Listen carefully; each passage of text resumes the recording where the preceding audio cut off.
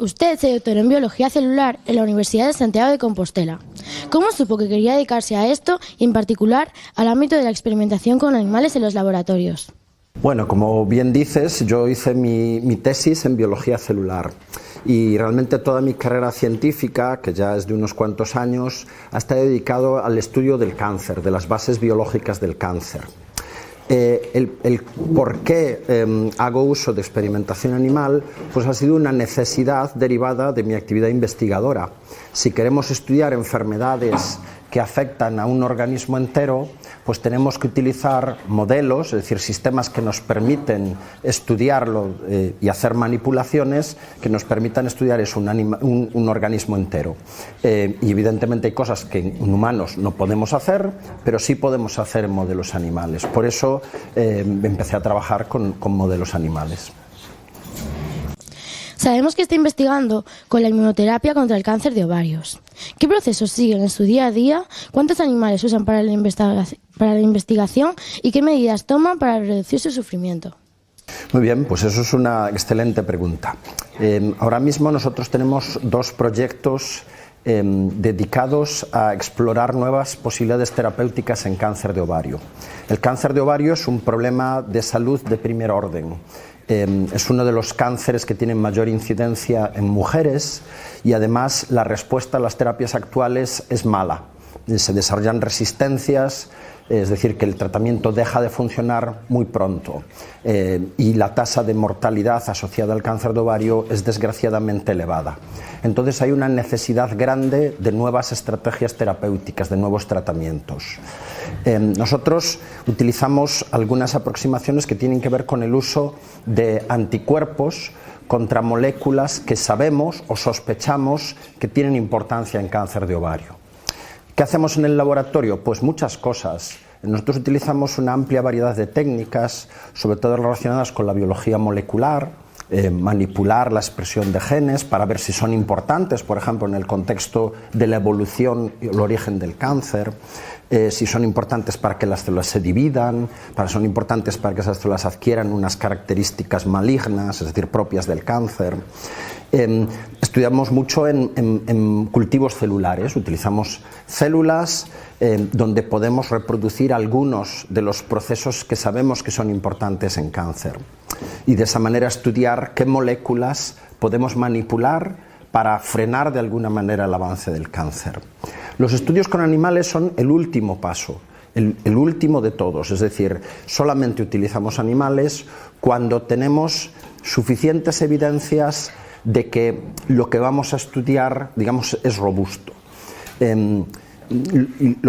Nuestros estudios y todos los estudios en general que se hacen con animales tienen que llevarse a unas condiciones éticas y legales muy estrictas.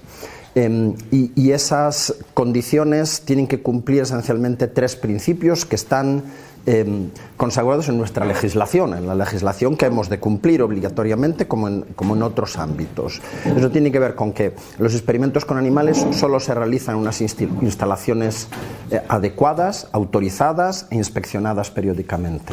En nuestro caso, pues es el Centro de Biomedicina Experimental de la Universidad de Santiago. Solamente la llevan a cabo personal que está formado, capacitado para eso. Y eso quiere decir que tiene una formación teórica y práctica para que las manipulaciones que se hacen con los animales se hacen en las mejores condiciones posibles. Y la tercera quiere decir que nosotros necesitamos tener un proyecto autorizado. No se puede hacer ningún uso de animales de experimentación si no se tiene previamente un proyecto autorizado para ello. Y eso quiere decir que tiene que pasar la revisión de un comité de ética. Es decir, alguien tiene que hacer una valoración de que mi propuesta, o la propuesta de cualquiera de los investigadores que trabajamos con animales, tiene que cumplir una serie de principios de reducción, de reemplazamiento y de refinamiento. Y dentro de eso están todas las técnicas que tienen que ver con reducir el número de animales que utilizamos y el sufrimiento o dolor que puedan experimentar los animales durante los procedimientos, si es el caso, porque no todos los procedimientos provocan dolor o malestar en los animales. Pero si es así, tenemos la obligación ética y legal de que poner todos los medios a nuestro alcance para aliviar ese sufrimiento. Y eso, como digo, no solamente queda a expensas a criterio del investigador o del grupo de investigación, sino que está supervisado por unos comités éticos que velan para que eso se haga así. Para poder experimentar con animales hay que pedir un permiso al comité ético. ¿Cómo es el proceso completo para conseguirlo y qué aspectos se tienen en cuenta a la hora de evitar el sufrimiento a los animales en el laboratorio? Bien, pues como decía, efectivamente, en respuesta a tu pregunta anterior, es decir, no se puede hacer ninguna experimentación con animales que no esté previamente autorizada. Y eso es un proceso largo, o sea, es un proceso que lleva meses. Entonces, nosotros, o sea, el investigador que tiene que tener además esa formación, esa capacitación, tiene que escribir un proyecto diciendo qué objetivos científicos quiere obtener, qué animales va a utilizar y por qué. Y tiene que justificar muy bien que cumple con un principio que es de obligado cumplimiento, porque está consagrado así en nuestra legislación y es un principio que es, digamos, aceptado universalmente dentro del ámbito de la ética de experimentación animal, que es el principio de las 3 R's. Y lo explico muy brevemente. Las 3 R's son reemplazar, reducir y refinar. Reemplazar quiere decir que solamente haremos experimentos con animales cuando no existe ningún método alternativo que nos pueda dar la misma información, ¿vale? De manera que tendremos que justificar científicamente, es decir, con datos, por qué ese objetivo que yo propongo no lo puedo obtener con sistemas in vitro, con células en cultivo, y tiene que ser en animales. Y además tengo que justificar por qué en esos animales. Nosotros utilizamos sobre todo ratones. ¿Por qué ratones y no otras especies, por ejemplo, que sean menos sensibles? Después tenemos que justificar la segunda R, que es la reducción. Es decir, una vez que se nos concede que podemos utilizar animales, hemos de justificar cuántos animales utilizamos. Y esto es un punto crítico, porque debemos de utilizar solamente el número de animales que es necesario para la investigación. Ni uno más ni uno menos. Es decir, ni uno más porque no estaría éticamente justificado utilizar animales sin necesidad, pero ni uno menos porque si utilizamos menos animales de los necesarios para obtener un resultado científico, puede que no alcancemos ese resultado y entonces sería peor porque los animales utilizados serían pues mal usados, ¿no?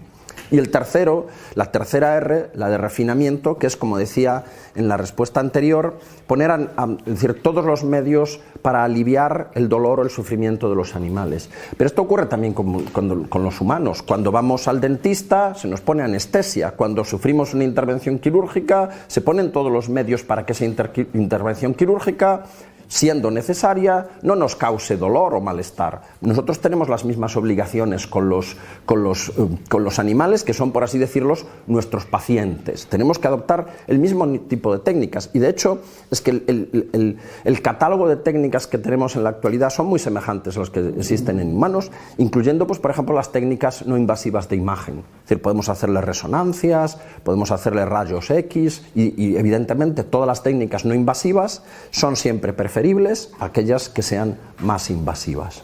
Todo esto se escribe en un proyecto, se envía a un comité ético y el comité ético está compuesto por personas que tienen la formación y la cualificación profesional para hacer una evaluación desde el punto de vista de bienestar animal, desde el punto de vista de los objetivos científicos, desde el punto de vista estadístico. Y esas personas después mandan un informe donde nos piden, y esto ocurre en el 100% de los casos, aclaraciones o modificaciones. Pues utilice un método de anestesia que cause menos trastornos al animal o refine usted determinada técnica. Y solo al final de un proceso que lleva meses y que muchas veces incluye ese diálogo entre el comité y el investigador que quiere hacer la investigación, solamente en ese caso se obtiene un informe favorable. Y con ese informe favorable se va a la autoridad competente, que en nuestro ámbito es la Xunta de Galicia, y nos emite una autorización. Y solamente cuando tenemos esa autorización podemos ir al centro de experimentación y decir vamos a poder hacer estos experimentos que habíamos pensado. De manera que digamos, la decisión de hacer un experimento con animales no reside solamente en el investigador, que puede pensar que tiene una idea más o menos interesante, sino que está sujeto a la evaluación por personas ajenas y que lo van a hacer desde un punto de vista de bienestar animal. ¿Qué se evalúa esencialmente en un proyecto? Pues es una evaluación de coste-beneficio, es decir, cuál es el beneficio científico esperado y cuál es el sufrimiento o malestar que se le puede causar a los animales. Y es el comité quien valora que el beneficio esperado compensa el uso de animales. Lógicamente podéis imaginar que cuantos más beneficio, por ejemplo, pues eso, un nuevo tratamiento contra una enfermedad como el cáncer, enfermedades degenerativas, ese beneficio permitirá, digamos, utilización de modelos animales más complejos, en mayor número, especies más sensibles a lo mejor, y aquellos estudios que sean más simples, pues lógicamente no se les va a permitir el mismo tipo de aproximaciones. Y eso es una potestad que tiene el comité, porque está constituido por aquellas personas que tienen una formación y una capacidad para hacer esa valoración. Y solamente cuando tenemos la autorización podemos hacer experimentos con animales. Antes usted dijo que no pueden usar ni un animal más ni un animal menos. Pero si al usar un animal menos el experimento sale mal, ¿de qué forma se volvería a realizar este? Bueno, tenemos que intentar evitar que eso ocurra, ¿vale? Y por eso, digamos, se dan todas esas vueltas a cuando diseñamos un experimento. Y por eso tenemos que predecir de alguna manera lo que esperamos encontrar. Porque efectivamente, está claro que no podemos usar animales de más, porque no debemos utilizar ningún animal que no tenga su objetivo. Pero si utilizamos de menos y no conseguimos el resultado, será peor, porque esos animales que utilizamos no sirvieron para nada. Entonces, debemos evitar que eso ocurra. Si aún así eso ocurriese, pues lógicamente habría que replantear el diseño, lo que llamamos el diseño experimental, es decir, cuántos animales, cómo es el tratamiento, cómo es, por ejemplo, la pauta que se le da del tratamiento, habría que rediseñarlo. Pero, insisto, o sea, decir, los controles y los esfuerzos que tenemos son muchos para que eso no ocurra, por supuesto. ¿De dónde salen los animales con los que experimentan y cómo los seleccionan para experimentar con ellos? Pues todos los animales que se utilizan, bueno, o la inmensa mayoría de los animales que se utilizan en experimentación animal son criados para tal fin, ¿vale? Es decir, la inmensa mayoría de los animales que se utilizan en experimentación animal son roedores y la mayor parte ratones, ¿vale? En la Unión Europea, las últimas estadísticas disponibles, porque esto es algo que todos los centros donde se hace experimentación animal, anualmente reportamos cuántos animales se utilizan, en qué procedimientos, de qué especies, qué grado de severidad, y esto se envía al Ministerio de Agricultura en España y de ahí a la Unión Europea. Las últimas estadísticas europeas, como decía, cifran en 8,5 millones de animales que se utilizan anualmente en experimentación animal. En España alrededor de 1 millón. Más de la mitad, en torno a un 60%, son roedores. Y el porcentaje mayoritario, prácticamente la mitad de los animales utilizados son ratones. Todos los ratones que se utilizan en experimentación animal son criados en proveedores para tal fin, son criados con ese fin. No pueden ser animales capturados de la naturaleza, ni son animales salvajes, ni nada por el estilo. Solamente en determinadas circunstancias, que no es el ámbito de la investigación biomédica, pero pensad, por ejemplo, que podemos estar interesados en hacer estudios sobre la salud de animales silvestres, por ejemplo del lince ibérico, o por ejemplo de aves rapaces que viven en ámbito silvestre. En ese caso, los propios animales silvestres pueden ser objeto de experimentación. Os puede interesar coger una muestra de sangre para saber la prevalencia de una enfermedad, por ejemplo, en su propio beneficio. Pero para la inmensa mayor parte de las investigaciones, los animales son criados específicamente para ese fin. Y la elección del animal depende esencialmente de los objetivos que busquemos. Y como digo, la inmensa mayor parte son roedores. Además de los comités de cada universidad, hay un comité de ética de la investigación y bienestar animal, del Ministerio de Ciencia, Investigación y Universidades. ¿Cuáles son sus funciones y qué beneficios aportan a los animales usados en los laboratorios? Bueno, esencialmente las decisiones habituales acerca de los proyectos son competencia de lo que la normativa llama órganos habilitados, ¿vale? Que son unos comités éticos que están reconocidos por el Ministerio.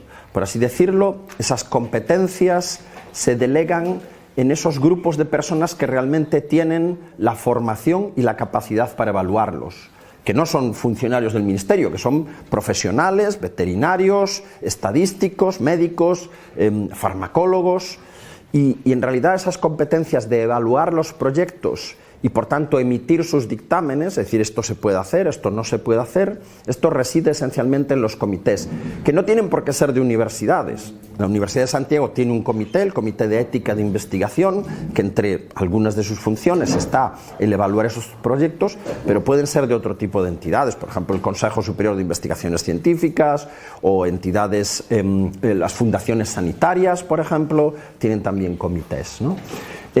Todo esto está bajo la supervisión, por así decirlo, de órganos estatales que en realidad no se dedican a evaluar esos proyectos, porque si no sería inmanejable, estarían recibiendo cientos y cientos de proyectos, sino que se dedican a dictar recomendaciones generales acerca de cómo se deben llevar a cabo esos procesos o recomendaciones acerca de los usos. Pero lo cierto es que nuestra legislación es bastante concreta en aspectos muy prácticos de, por ejemplo, cuántos animales se pueden meter en una jaula, por ejemplo, de una superficie determinada. O sea, si nosotros tenemos una jaula de 500 centímetros cúbicos, que es aproximadamente una jaula así, la ley nos marca el alto que tiene que tener esa jaula, que para ratones es de 12 centímetros, si son ratas ya es más, y nos dice cuántos animales podemos meter. Yo no puedo meter ahí docenas de animales porque me interesa en un momento determinado. La ley me marca que solamente puedo meter, pues, por ejemplo, 5 animales de 25 gramos de peso, y en el momento en que son más, pues no puedo meter tantos. Todo en aras del bienestar de los animales. Todo eso está perfectamente regulado. ¿Qué tienen que hacer los comités? Valorar, como os decía, el coste-beneficio. Si los objetivos científicos que yo propongo justifican la utilización de los animales. Usted trabaja en el CIMUS. ¿Cuáles son los principales retos de trabajar ahí a la hora de seguir los principios de bienestar animal? Bueno, yo trabajo, como otros muchos grupos de compañeros, en el CIMUS, que como su nombre indica es un centro que está destinado al estudio de enfermedades humanas, es un centro de investigación en medicina molecular y enfermedades crónicas. Y todos los grupos que trabajamos allí lo hacemos en distintos ámbitos de la patología humana. Es decir, aquellos que somos bastantes, que realizamos experimentación con animales, llevamos nuestra experimentación a cabo no en el CIMUS, sino en un centro que está al lado, que es el CEBEGA, el Centro de Biomedicina Experimental. ¿Por qué? Porque esta instalación está diseñada, pensada, para que todos los procedimientos que se necesitan hacer con animales de experimentación, muy particularmente con roedores, que como digo es lo que utilizamos mayoritariamente, se hagan en ese edificio en las mejores condiciones posibles y con todas las técnicas más avanzadas para poder estudiarlos. De manera que los grupos del CIMUS, pero de la Facultad de Medicina o de Farmacia, que necesitan trabajar, van a este centro porque allí tienen toda la tecnología para poder hacerlo en las mejores condiciones para los animales que viven allí, que están estabulados, como decimos, allí, y que se pueden hacer los procedimientos allí. ¿De qué modo hay animales específicos para poder idear tratamientos concretos contra diferentes enfermedades y cómo y por qué los eligen? O sea, si hay modelos específicos para enfermedades, sí, hay modelos, hay infinidad de modelos animales. Si pensáis, cualquier animal puede ser utilizado y puede dar información útil acerca de patologías humanas. Y esto no es porque lo diga yo, tenemos una historia realmente científica que así lo avala. Si hoy en día sabemos cómo funciona nuestro cuerpo y cómo son nuestras enfermedades, es en gran medida gracias a que las hemos estudiado en animales. Pensad, por ejemplo, todos sabéis lo que es la diabetes, ¿no? Pues la diabetes, es decir, se descubrió estudiando esa enfermedad en perros, y la insulina, que como sabéis es la hormona, la sustancia que se le da a los pacientes de diabetes precisamente para curarlos, es decir, que se descubrió hace pues un siglo aproximadamente, hace unos 100 años, se hizo en perros también. Tenemos muchísimos ejemplos. Y nosotros además podemos, digamos que, modificar de alguna manera a los animales para reproducir características de la enfermedad. hay animales que desarrollan enfermedades que pueden ser de interés espontáneamente, lo mismo que los humanos desarrollamos diabetes o desarrollamos cáncer, pues hay distintas especies o incluso cepas de animales, es decir, como razas, que tienen una predisposición y que nos resultan útiles. Pero en otras ocasiones nosotros podemos inducir la enfermedad en el animal para poder estudiarla, ¿no? Nosotros podemos dar tratamientos farmacológicos, quirúrgicos, modificaciones genéticas, por ejemplo, que es algo que se está haciendo de una manera muy amplia y muy habitual, y mediante la introducción de esas modificaciones genéticas en los animales, nosotros podemos mimetizar, es decir, podemos reproducir aquellas alteraciones genéticas que vemos en las patologías humanas, las podemos introducir en el animal. Y esto nos da una posibilidad de testar terapias experimentales en el mismo contexto genético que en los humanos. ¿Qué otra forma se le ocurriría para reducir el número de animales y por qué?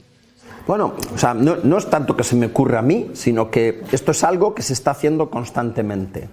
Y cada vez más hay alternativas que permiten reducir el número de animales que se utilizan.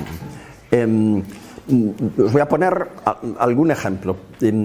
Todos sabéis que en Galicia el cultivo del mejillón en las bateas es una cosa muy extendida, es decir, y consumimos grandes cantidades de mejillón y muchos se exportan. No sé si os suena también que los mejillones periódicamente sufren una cosa que se llaman mareas rojas, que es que como los mejillones comen lo que les llega por el agua, a veces entran en contacto con unas toxinas que los vuelven es decir, perjudiciales para el consumo humano. Durante muchos años la detección de estas toxinas en el mejillón se hizo con ensayos en ratones, que era esencialmente coger un extracto del mejillón, pincharlo en el ratón y ver si realmente tenía efectos adversos. Hace años ya que esto no se realiza en animales, se realiza con técnicas analíticas que permiten identificar y cuantificar estas toxinas. Ya no necesitamos utilizar animales para eso. En el ámbito de las patologías humanas, pues por ejemplo, hay un ámbito en gran expansión que son los organoides. Hoy en día tenemos la capacidad en el laboratorio de crear como pequeños órganos en miniatura, ¿no? Y esto nos permite estudiar muchos procesos complejos que antes no podíamos. Y esto nos lleva también a que en ocasiones podamos prescindir de los animales. De manera que hay muchos aspectos que nos llevan a poder reducir el número de animales. Técnicas alternativas, por ejemplo, en prácticas, en docencia universitaria ya no se utilizan animales. Cuando yo estudié mi carrera de biología, utilizábamos ratas para prácticas de fisiología. Hoy en día utilizamos simulaciones con ordenador que nos permiten estudiar los mismos procesos sin necesidad de utilizar animales. Por tanto, realmente el poner en práctica las 3 R's lo estamos haciendo diariamente y ha habido avances y seguro que va a haber más avances en los próximos años que nos van a hacer que el uso de animales esté restringido exclusivamente a aquellas aproximaciones, a aquellos experimentos que no podemos hacer de otra manera. Según el Partido Animalista, casi 1 millón de animales pierden la vida en los laboratorios españoles. ¿Cómo cree que podría verse reducida esta cifra?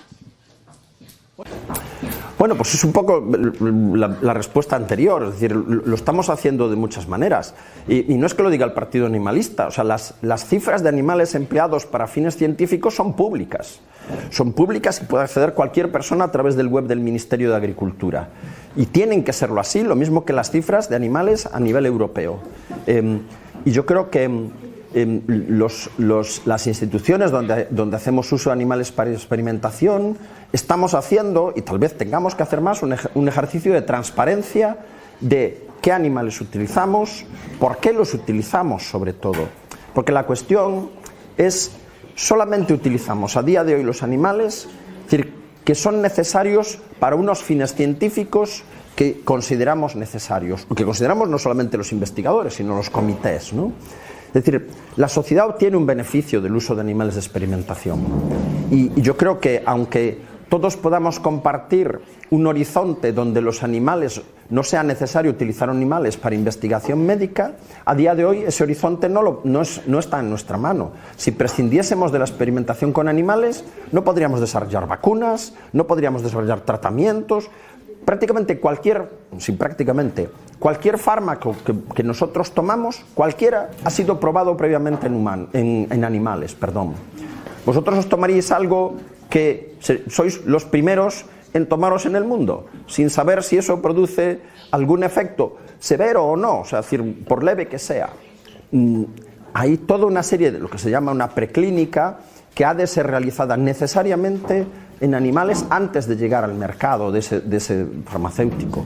Todos sabéis que hace unos años vivimos la pandemia del COVID. Es decir, el desarrollo rapidísimo de las vacunas, que afortunadamente llegaron y nos permitieron restablecer una vida normal en un tiempo récord en comparación a pandemias semejantes anteriores, estuvo vinculado a muchos esfuerzos y a mucho conocimiento, pero fue imprescindible el uso de animales de experimentación. Si no, no hubieran podido haberse realizado. De hecho, es decir, durante el tiempo de la pandemia, el esfuerzo en la actividad investigadora para buscar vacunas fue tan grande que hubo en algunos momentos problemas de suministro para poder tener animales para hacer la investigación. Yo creo que como sociedad siempre hemos aceptado que el uso de animales es tolerable bajo unas normas y condiciones determinadas, porque la sociedad obtiene un beneficio claramente en forma de tratamientos, en forma de vacunas, en forma de fármacos. Y todavía no estamos en condiciones de prescindir. Lo que sí estamos en condiciones, e insisto, lo estamos haciendo permanentemente, es aplicar las 3 R's. Reemplazar siempre que se puede, reducir todo lo posible y siempre que se utilizan animales, poner a nuestra disposición todos los métodos para que el sufrimiento o dolor de los animales se vea minimizado durante los procedimientos. Teniendo en cuenta la alta cifra de animales que mueren en experimentación, ¿cree que lo mejor sería tomar medidas para reducir este número? Si es así, ¿podría explicarnos el porqué? Bueno, si es una cifra alta o no, es algo que creo que es discutible, cuando menos.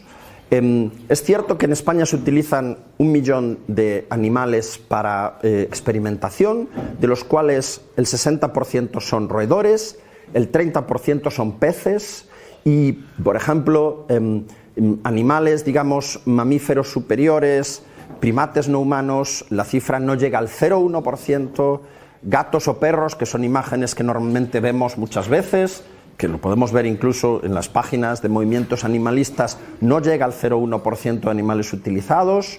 Entonces, son muchos. Bueno, ¿sabéis cuántos millones de cerdos para consumo humano se crían en España? Pues del orden de 30 y tantos millones de cerdos, solamente de cerdos para consumo humano. Entonces, son muchos, son los que a día de hoy son necesarios para generar el conocimiento científico que estamos generando. ¿Puede reducirse? Puede y debe reducirse.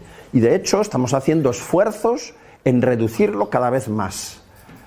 Pero a día de hoy, esa cifra, y teniendo en cuenta que está acreditada, evaluada por comités éticos, tengo que decir que no es ni mucho ni poco, sino el número de animales necesarios para obtener la información que estamos necesitando. ¿Tenemos que reducirlo? Queremos y debemos reducirlo, y estoy seguro que se va a reducir. Pero a día de hoy yo creo que 1 millón no son ni muchos ni pocos, sino he de pensar que son los animales necesarios. ¿Cómo ha cambiado el tratamiento de los animales en la investigación científica desde que usted empezó hasta ahora? Pues ha cambiado mucho, muchísimo. Mira, la primera legislación española de protección de animales para fines científicos es del año 2005, ¿vale? O sea, a vosotros igual os suena muy allá, pero realmente es hace muy poquito tiempo. Antes del 2005, que es realmente cuando yo estudié y hice mi tesis doctoral, digamos que el buen hacer en experimentación animal dependía sobre todo de la responsabilidad individual de los investigadores, ¿vale? Y Y no es decir, puedo decirlo porque no es faltar a la verdad. Por ejemplo, en el momento en que yo hacía mi tesis, se hacían experimentos, no yo, pero ni en mi entorno cercano, pero se hacían experimentos, por ejemplo, con animales capturados de la calle, por ejemplo. Hoy en día eso no se puede hacer, es inviable, es ilegal, ¿vale? No solamente ahora, hace bastantes años.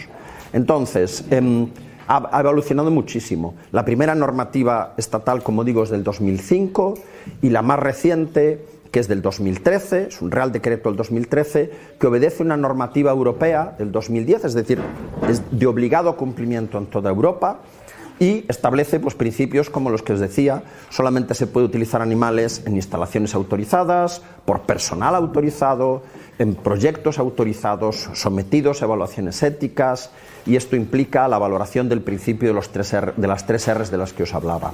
Entonces, sin ninguna duda, la consideración y el cuidado que a día de hoy se tiene con los animales de experimentación es mucho mayor que, por ejemplo, el que yo viví cuando realizaba mis primeros pasos en investigación, que por cierto en mi tesis utilicé muy poquitos animales, ¿no? Empecé a utilizarlos posteriormente, pero sí es cierto que la normativa actual hay que pensar que no es más que un reflejo de la conciencia social. Es decir, nosotros tenemos una legislación ahora más estricta que antes, porque antes los animales no se veían de la misma manera que se ven ahora, ¿vale? Es decir, y eso en muchos ámbitos. A ver, vivimos en un país donde hay corridas de toros.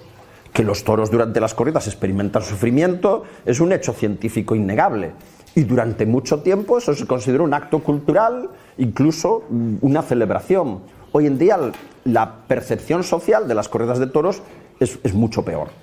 Pues lo mismo que han cambiado esas concepciones, o de la caza, o de los animales en los circos, que como antes eran muy frecuentes, hoy en día ya no, pues ese tipo de percepciones de la sociedad han ido cambiando, y las normativas se adaptan a esa manera de la sociedad, porque a fin de cuentas nuestras leyes no son más que el reflejo de lo que la sociedad quiere. Es decir, nosotros investigadores hacemos investigación, lógicamente, con nuestros objetivos, dentro del marco, dentro de las reglas de juegos que la sociedad nos pone. No puede ser ninguna otra cosa fuera de ese marco, y así debe ser, en ese ámbito como en otro. En sus prácticas en laboratorio, ¿qué cambios ha habido en su trabajo debido a la Ley de Bienestar Animal y qué aspectos mejoraría o cambiaría de esa norma? Bueno, a ver, ¿qué ha cambiado en nuestra actividad? Pues ya te digo, o sea, ha cambiado aspectos prácticos, sobre todo relacionados con los permisos que hay que tener, tanto del personal. Hoy en día, antes de tocar cualquier animal, la gente que entra en el laboratorio tiene que hacer unos cursos de formación teóricos, tiene que pasar un periodo de prácticas donde tiene que familiarizarse con el manejo de animales. Lo mismo que cuando nosotros vamos al médico o se nos va a hacer una intervención quirúrgica, no nos opera el primer estudiante de medicina que pasa por allí, o sea, nos opera un profesional cualificado, un profesional que tiene experiencia. Pues lo mismo con los animales, o sea, la gente que hace experimentos con animales, o que hacemos experimentos con animales, hemos tenido que pasar un periodo de formación que además es renovable, es decir, en nuestra formación tenemos que un periodo de formación continua, igual que los profesionales sanitarios. Periódicamente tenemos que estar haciendo actualizaciones. Y ha variado, pues, por ejemplo, en las técnicas que tenemos disponibles hoy en día. Por ejemplo, las técnicas de imagen. Hoy en día, en humanos, a nadie le sorprende hacerse una radiografía para hacer un diagnóstico, o tags, o resonancias. Esto está a la orden del día en el diagnóstico de nuestras enfermedades. Bueno, pues a día de hoy tenemos las mismas técnicas, incluso más técnicas de imagen para animales. Pues esto nos lleva a poder hacer estudios con menos animales, porque nosotros podemos seguir a lo largo del tiempo, imaginaos cómo evoluciona una patología en un animal, pues por técnicas no invasivas. Entonces podemos hacer un seguimiento a lo largo de las semanas, a lo largo de los meses, y no necesitamos más animales que con los que hemos empezado el estudio. Esto, desde luego, son avances técnicos que nos permiten reducir el número de animales y que también se utilicen en las mejores condiciones. Cambios, ha habido muchos y estoy seguro que va a haber más cambios. Sin contar a los científicos y a los partidos animalistas, ¿cómo cree usted que la experimentación animal es vista por la sociedad actual en general? Bueno, pues mira, te voy a decir, no mi opinión, sino unos datos de estudios que hace la Fundación BBVA. Tiene, entre otras cosas, hace estudios de percepción social en distintos aspectos. Y acaba de sacar esta misma semana un estudio acerca precisamente de la sensibilidad social acerca del uso de animales. Estos son estudios que llevan haciendo desde el año 2008 y hay 3, este es el 4. Y lo que refleja es que la sociedad acepta mayoritariamente el uso de animales pues para fines como el estudio de enfermedades de animales, que es la que tiene mayor aceptación social, o el estudio de enfermedades humanas severas, ¿no? También acepta, y esto es un hecho, pues el uso de animales para consumo humano, para alimentación. Esto no es ningún secreto, obviamente, ¿no? Y no tolera, es decir, tiene percepciones muy negativas de los usos lúdicos, es decir, para espectáculos de circo, para la caza, las corridas de toros. Estos son los datos y lo que reflejan estas encuestas, que son encuestas, es decir, demoscópicas, es decir, bien estructuradas, son un reflejo social, ¿no? Es decir, es que la reticencia al uso de los animales se ha ido incrementando con el paso de los años. Incluso en un horizonte tan corto como puede ser 2008-2025, se detecta que la sociedad es más sensible, lo que os decía antes. Es decir, no vemos igual hoy determinados usos de animales que los veían la generación de nuestros padres o de nuestros abuelos, donde prácticamente los animales eran, digamos, cosas que se podían utilizar pues, para tirar los arados o para cuidar el ganado. Era una visión mucho más utilitarista de los seres vivos, de los animales. Hoy tenemos otro tipo de visión y esto se refleja en esa percepción de la sociedad sin ninguna duda. Muchas personas opinan que no debe realizarse experimentación con animales. ¿Qué ocurriría si se eliminara la experimentación animal en el futuro? Bueno, en el futuro no sé decirte. Sé lo que pasaría si la eliminásemos ahora.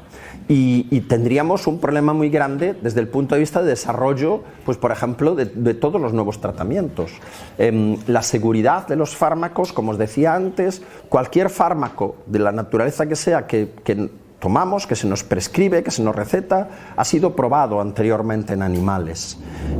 Y esto da, antes de que pueda tomarse ningún humano, incluso en los ensayos clínicos. Y esto nos da una información muy importante. No, o sea, si ponemos en mi caso, o sea, como os comentaba al principio, si queremos estudiar nuevas terapias para el cáncer de ovario, ¿cómo lo vamos a estudiar? Es decir, no podemos de repente un compuesto que creemos que puede tener una eficacia ir y empezar a administrárselo a pacientes de cáncer de ovario sin ningún filtrado previo. No sería razonable, no sería seguro. ¿Qué tenemos que hacer? Pues hacerlo en organismos cuya biología, cuya fisiología es muy semejante a nosotros, porque la información que obtenemos ahí nos resulta información que podemos trasladar a los humanos. Entonces, en el futuro, si somos capaces de seguir avanzando en métodos alternativos, igual puede llegar un momento, ojalá, que podamos prescindir de los animales. Por supuesto, y yo creo que eso es algo que comparte toda la comunidad científica.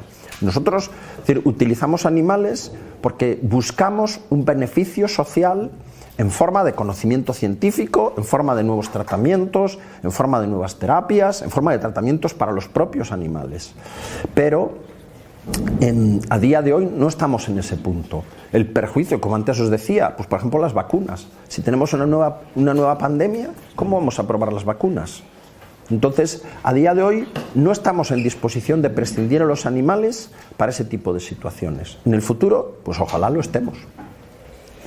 De aquí en adelante, ¿cuál sería la mejor alternativa en el lugar de la experimentación animal? Bueno, pues depende mucho de qué. Como os decía, ya se han producido sustituciones completas en las prácticas docentes, donde podemos utilizar simulaciones de ordenador. Os ponía el ejemplo de las toxinas en el mejillón, que hay técnicas analíticas que nos permiten identificar eso sin necesidad de ir a un ensayo con animales vivos. Os decía también de los organoides, que nos permiten estudiar procesos complejos en sistemas in vitro, más sofisticados, por eso digamos que ha llevado un tiempo desarrollarlos, pero cada vez más hay organoides. toda esta serie de circunstancias, por ejemplo, hay ahora una tendencia a desarrollo de lo que se conocen como órganos en un chip, que son estructuras que reproducen de alguna manera comportamientos biológicos en sistemas, pues eso, en chips. Y entonces esto nos da, pues, por ejemplo, el flujo sanguíneo, la interacción de células, y nos da una información. ¿Qué ocurre? Que los sistemas alternativos todavía no nos dan toda la información que nos dan los animales, porque cuando nosotros tomamos un fármaco y nos llega al estómago, o si es por vía intravenosa llega a la circulación, sufre unas modificaciones, sufre unos cambios, es decir, entra en las células, en unos tejidos de una manera y en otros de otra, produce unos cambios a nivel global en el animal que aún a día de hoy son muy difíciles, si no imposibles, de reproducir en un contexto in vitro. Pero sí que ha habido avances y la predicción es que cada vez va a haber más técnicas alternativas que nos sigan permitiendo reducir el uso de animales y limitar su uso a aquello donde es estrictamente imprescindible. Yo creo que ese es el horizonte. ¿Podrías decirnos cuáles son los métodos alternativos que más usáis en vuestro laboratorio? Sin ninguna duda, los cultivos celulares. Nosotros hacemos cultivos celulares de orígenes tanto de células humanas como de ratón, donde pues eso, reproducimos en gran medida muchos de los procesos que pueden ocurrir en un organismo entero, y esto siempre lo hacemos antes de tocar cualquier animal, como os decía. Es decir, si nosotros tenemos, imaginaos, pues 5, 10, 12 moléculas potencialmente útiles en un tratamiento oncológico, siempre antes iremos a cultivos celulares, lo probaremos en distintos tipos de células, y solamente aquellos que tienen un perfil de toxicidad baja y de eficacia alta van a ser aquellos que llevemos a los animales. No podemos llevar 10, 12 moléculas a ensayos de eficacia tumoral en animales. Lo hacemos en mi caso particular, sin ninguna duda, los cultivos celulares, y cada vez más los cultivos celulares en 3 dimensiones, los organoides, por ejemplo, pero sin duda los cultivos celulares. Todo lo hacemos en cultivos antes de tocar un animal. Bien, ahora tenemos algunas preguntitas, si tienes tiempo. Sí, por supuesto, el que queráis. Tengo 2 o 3 personas que quieren. A ver, nos ponemos detrás de ellos. A ver, la primera, vamos, mire, ponte detrás, no delante, no, detrás. ¿Por dónde vas? Ponte detrás, pero no encima de la tarima, sino detrás de ellos. Ay, muy bien, perfecto. ¿Con qué animales? Espérate. Ahora. ¿Con qué animales resulta más difícil experimentar y por qué? ¿Con qué animal? ¿Desde qué punto de vista? ¿Difícil en su manejo? Pues posiblemente los primates. El uso de primates está muy restringido, muy restringido. Ya os decía antes que menos del 0,1% de los animales que se utilizan en experimentación son primates. ¿Qué ocurre? A fin de cuentas son los animales más cercanos a nosotros. Y cuando hablo de primates, hablo, por ejemplo, de macacos, que es mayoritariamente. Tenéis que saber también que el uso, por ejemplo, de chimpancés, que son los que son más cercanos biológicamente a nosotros, está prohibido desde el punto de vista de la experimentación. No se puede hacer experimentación en chimpancés, en gorilas, en orangutanes. Sí en macacos, por ejemplo, que nuevamente son criados específicamente para eso. Entonces yo creo que es lo más difícil, y es lo más difícil por varios motivos. Uno, desde un punto de vista ético, porque son sin duda los animales que tienen unas sensibilidades más parecidas a las nuestras, y por tanto tenemos que ser más cuidadosos en su tratamiento.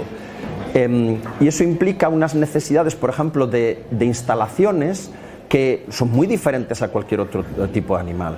Un roedor pues vive en una cubeta plástica de este tamaño, con una viruta de madera sobre la que vive, y se le dan unos pellets para que coma. Se les introducen lo que llamamos enriquecimiento ambiental, es decir, pues por ejemplo, elementos para que jueguen, para que se desarrollen su vida social.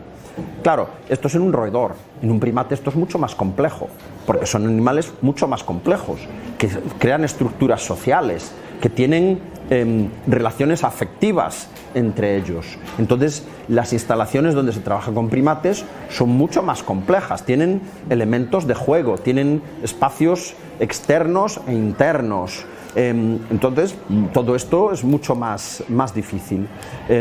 Y después es mucho más difícil conseguirlos, porque no es lo mismo criar ratones, ¿no?, que criar primates, que es mucho más difícil y mucho más costoso, por supuesto. Pero ya digo, su uso es muy restringido. Pero sin duda, yo diría que de los que se utilizan actualmente son los que tienen una mayor dificultad, tanto práctica como ética y legal, por supuesto. Y así debe ser, diría. Muchas personas opinan que no debe realizarse experimentación con animales. ¿Qué ocurriría si se elimina la experimentación animal en el futuro? Bueno, en el futuro no sé decirte. Sé lo que pasaría si la eliminásemos ahora. Y tendríamos un problema muy grande desde el punto de vista de desarrollo, pues por ejemplo, de todos los nuevos tratamientos. La seguridad de los fármacos, como os decía antes, cualquier fármaco de la naturaleza que sea que tomamos, que se nos prescribe, que se nos receta, ha sido probado anteriormente en animales. Y esto da, antes de que pueda tomarse ningún humano, incluso en los ensayos clínicos. Y esto nos da una información muy importante. No, o sea, si ponemos en mi caso, o sea, como os comentaba al principio, si queremos estudiar nuevas terapias para el cáncer de ovario, ¿cómo lo vamos a estudiar?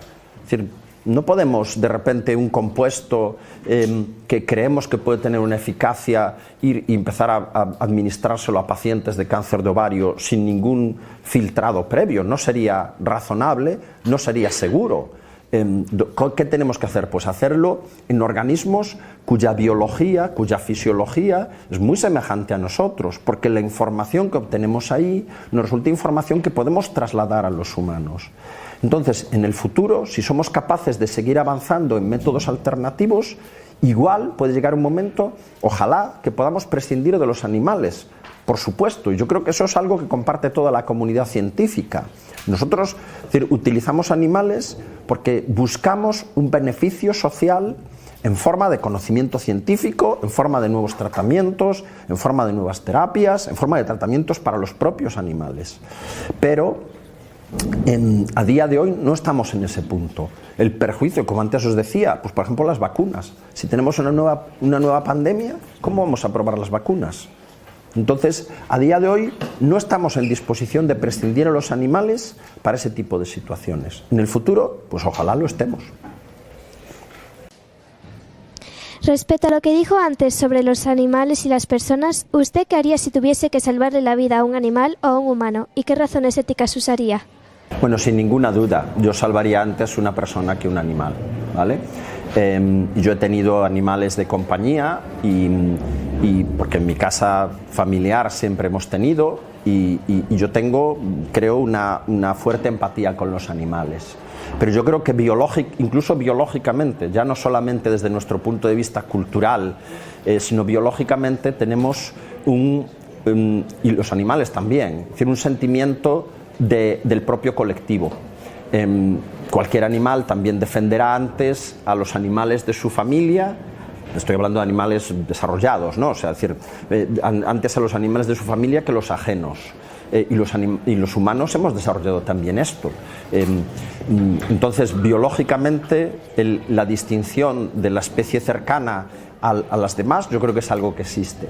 Pero aparte, los humanos nos hemos dotado además de herramientas culturales a través de la educación que no solamente es que tengamos una empatía biológica o una cercanía biológica con nuestros congéneres, sino que tenemos una empatía muy clara, ¿no? Entonces, yo creo que desde un punto de vista humano me resultaría difícil de entender una respuesta que no fuera salvar a un humano antes que un animal, por mucha cariño y mucho respeto, por supuesto, que pueda tener por ellos. De aquí en adelante, ¿cuál sería la mejor alternativa en el lugar de la experimentación animal? Bueno, pues depende mucho de qué. Como os decía, ya se han producido sustituciones completas en las prácticas docentes, donde podemos utilizar simulaciones de ordenador. Os ponía el ejemplo de las toxinas en el mejillón, que hay técnicas analíticas que nos permiten identificar eso sin necesidad de ir a un ensayo con animales vivos.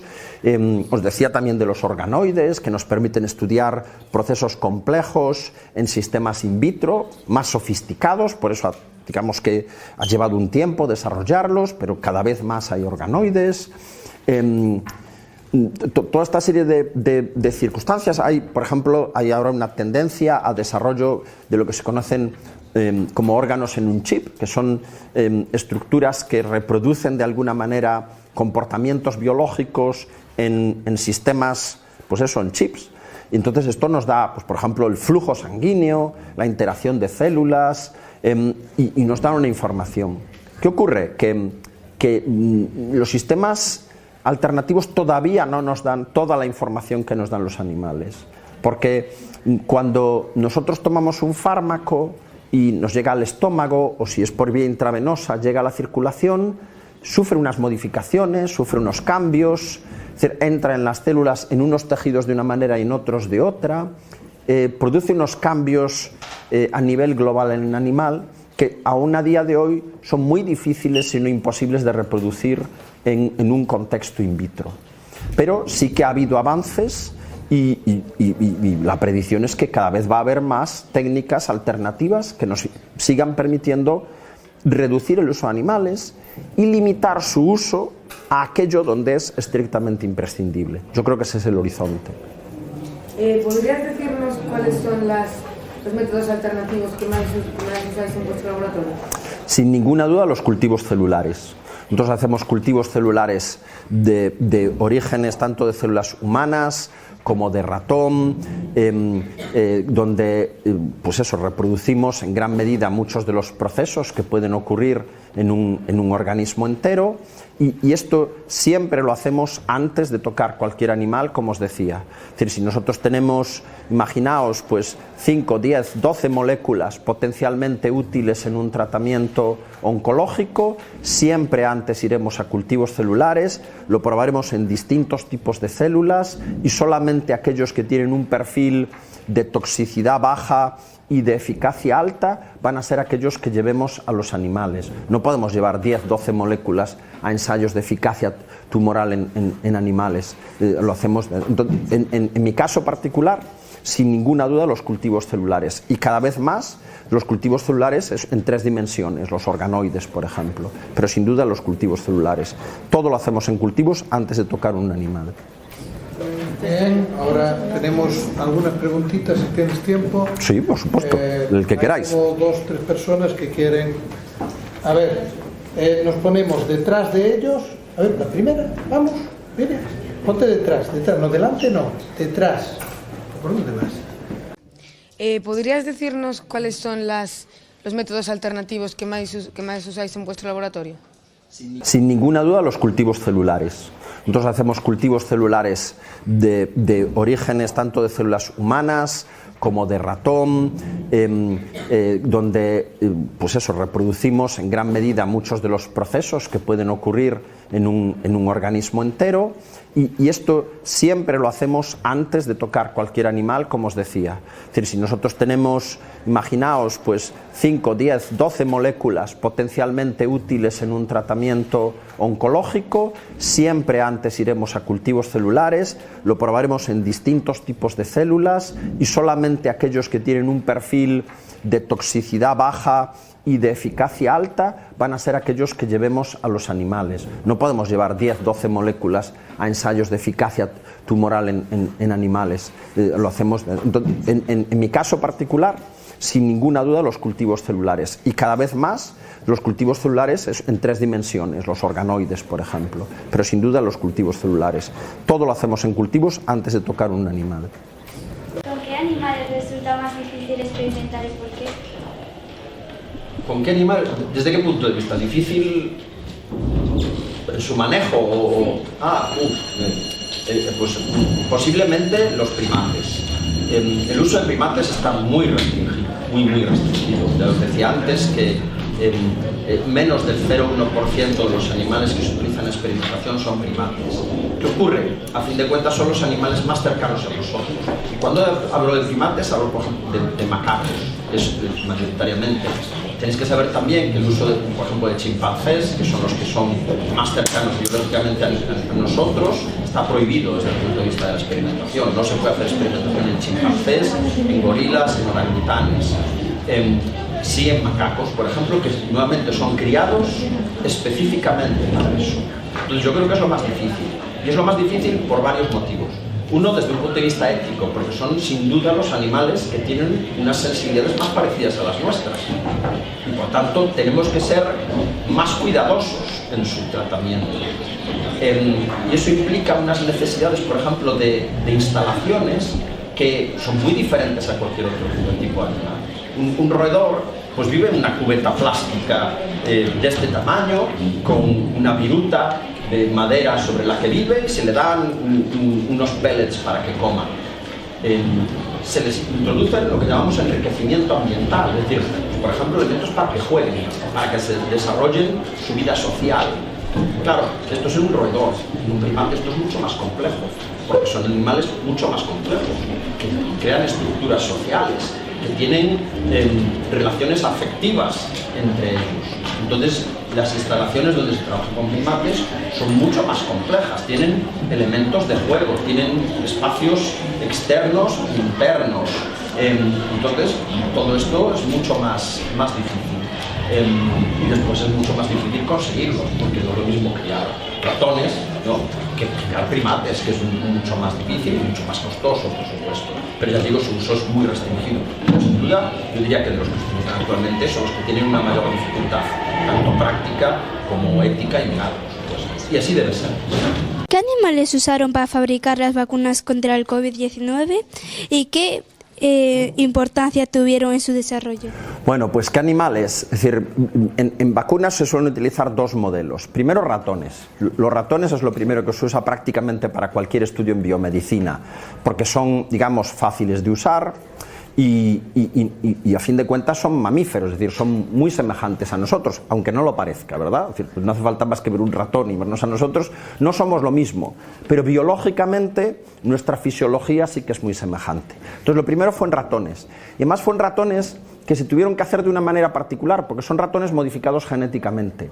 Los ratones normales, es decir, no son infectados por el virus que nos infecta a nosotros, ¿vale? Porque, como sabéis, los virus no pueden infectar cualquier tipo de célula y muchos no tienen infectar unas especies sino a otras. Entonces hubo que hacer unos ratones que llamamos transgénicos, donde se le metió el receptor humano, de esa manera se les hizo susceptibles a la infección y ahí se pudieron estudiar las vacunas y se pudieron estudiar tratamientos. Pero después de los ratones, como ahora, por muy mamíferos que sean, son lejanos a nosotros en algunos aspectos, como en el sistema inmunitario, lo siguiente fue en primates no humanos. Y de hecho, durante la pandemia, durante ese año 2020, hubo una muy elevada demanda, tanto de esos roedores modificados genéticamente, para que los laboratorios pudieran probar las vacunas y probar los tratamientos, y después hubo un cuello de botella en el uso de primates, porque los primates, como os decía, son escasos, porque no debemos utilizarlos más que en casos muy particulares. Y durante ese tiempo, es decir, hubo una limitación en probar nuevas vacunas y nuevas terapias por el hecho de que el número de animales, de primates disponibles son bajos. Entonces las vacunas se probaron en ratones modificados genéticamente primero y luego en primates para probar la eficacia, es decir, que esos animales realmente desarrollaban anticuerpos contra el virus, y eso se probó. ¿Qué importancia? Pues capital, porque si no hubiéramos tenido animales para probarlos, ¿cómo hubiéramos probado las vacunas? Hubiéramos empezado a administrar vacunas cuyos efectos secundarios no sabríamos en la población. A lo mejor creamos un problema más serio que el COVID o otro tipo de efectos. Cualquier tratamiento, y eso lo sabéis, si sacáis los prospectos de cualquier fármaco, por simple que sea, los tratamientos tienen unos efectos secundarios, y esos efectos secundarios tenemos que conocerlos y tenemos que controlarlos. No podemos administrar tratamientos experimentales a personas, porque sería irresponsable. Si tuviésemos que hacer un medicamento contra una enfermedad que solo afecta a animales, ¿de qué modo se probará y se confirmará que el medicamento funciona? ¿Y qué diferencias hay con un medicamento para humanos? Eso se hace. De hecho, hay medicamentos de uso veterinario que se están utilizando contra muchas patologías en animales. Pensad que desde un punto de vista económico, todos los animales de ganadería, pues lógicamente hay un interés muy importante comercial en que esos animales estén libres de enfermedades. No sé si os sonará la enfermedad de las vacas locas, por ejemplo, o la lengua azul. Es decir, todo ese tipo de enfermedades se desarrollan vacunas y tratamientos para uso de los animales. ¿Cómo se hace? Pues esencialmente de una manera muy semejante a los humanos, solamente que en este caso la ventaja es que podemos utilizar al propio paciente como animal de experimentación. Es decir, si para la vacuna del COVID en humanos necesitamos ratones y primates, si queremos desarrollar una vacuna para cerdos, podemos probarla directamente en los cerdos, con lo cual nos llevará menos tiempo, menos esfuerzo, los resultados serán más fácilmente trasladables.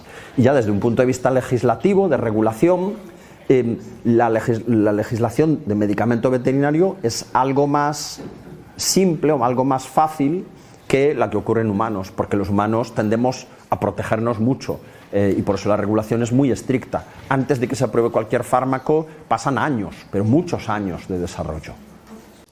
Dado que la mayor parte de los animales de experimentación son roedores, ¿de qué modo afectaría a la investigación si se prohibiera hacerla con esos animales? Pues sería difícil porque nos obligaría a utilizar otros animales. Entonces tenemos dos opciones. O utilizar animales biológicamente más simples, y entonces el problema es que los resultados van a ser menos trasladables a los humanos, ¿no? O sea, si los ratones son mamíferos como nosotros, tienen los mismos órganos, su fisiología es muy semejante, su funcionamiento es muy semejante, la información que obtenemos de ellos la podemos trasladar a humanos. Pero si lo hacemos en moscas, por ejemplo, está claro que somos biológicamente más distantes. Entonces, la alternativa de sustituirlos por especies más simples, algo a lo que estamos obligados, sí se puede hacer, pero nos impediría la traslación de la información. Si no, ¿cuál sería? O sea, utilizar animales más complejos, pues sería éticamente peor. Vamos a sustituir ratones por cerdos, por cabras, por primates, no tendría mucho sentido. Entonces, de una manera o de otra, sustituir a lo que a día de hoy son el grupo de animales más importante en investigación biomédica supondría un problema.